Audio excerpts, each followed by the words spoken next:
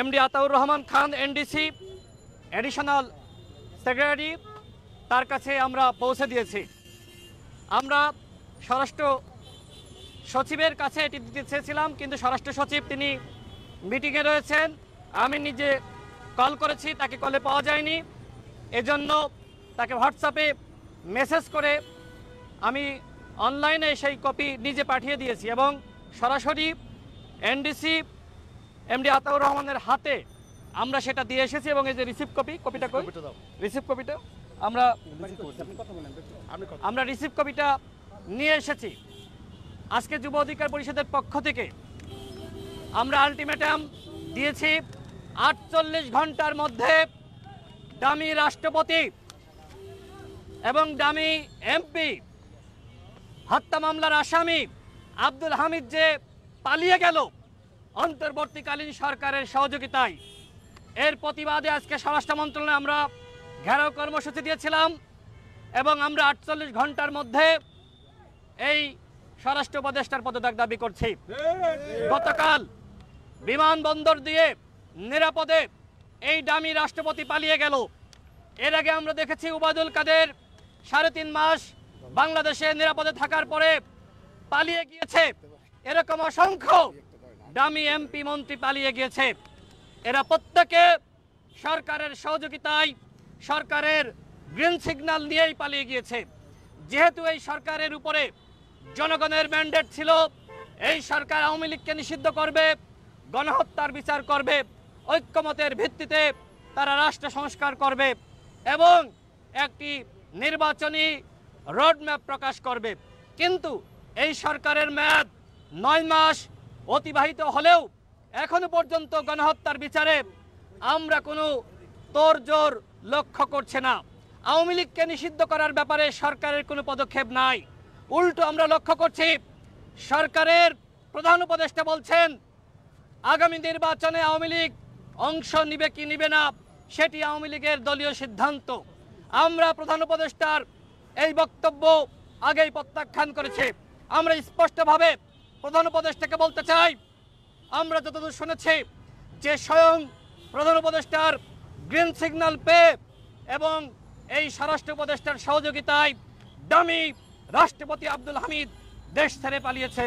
সুতরাং এর দায় যেমনিভাবে প্রধান উপদেষ্টা এড়াতে পারে না এবং এই স্বরাষ্ট্র উপদেষ্টা সরাসরি আব্দুল হামিদের পলায়নের সাথে, দেশ ছেড়ে পালানোর সাথে জড়িত থাকায় আমরা স্বরাষ্ট্র উপদেষ্টার 48 ঘন্টার মধ্যে পদত্যাগ দাবি করছি।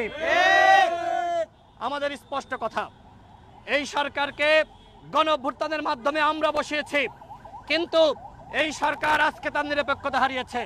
আমরা দেখেছি সরকারে 3 জন ছাত্র উপদেষ্টা ছিল এবং 1 জন ছাত্র উপদেষ্টা ইতিমধ্যে পদত্যাগ করে তিনি দল গঠন করেছেন। এখনো পর্যন্ত এনসিপির 2 জন ছাত্র উপদেষ্টা তারা সচিবালয়ে রয়েছে, সরকারে রয়েছে।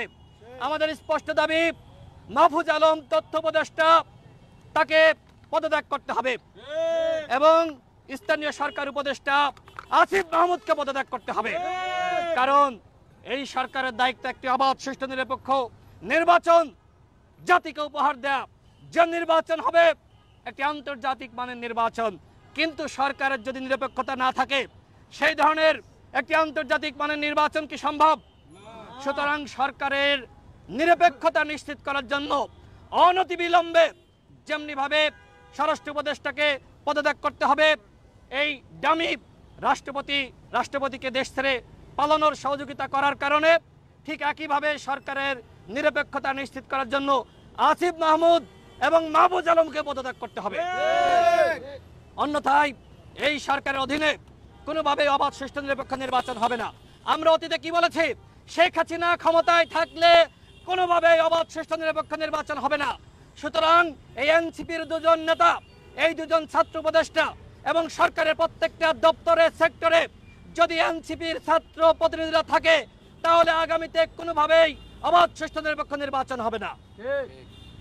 যদি তারা পদত্যাগ না করে তাহলে আগামীতে আরেকটি দাবি উঠতে পারে, সেটি হলো যে অন্তর্বর্তীকালীন সরকারের পদত্যাগ এবং জাতীয় সরকারের আদলে একটি তত্ত্বাবধায়ক সরকার গঠন করা, যেখানে প্রত্যেকটা গণ অভ্যুত্থানে যারা ভূমিকা রেখেছে তাদের প্রতিনিধি থাকবে।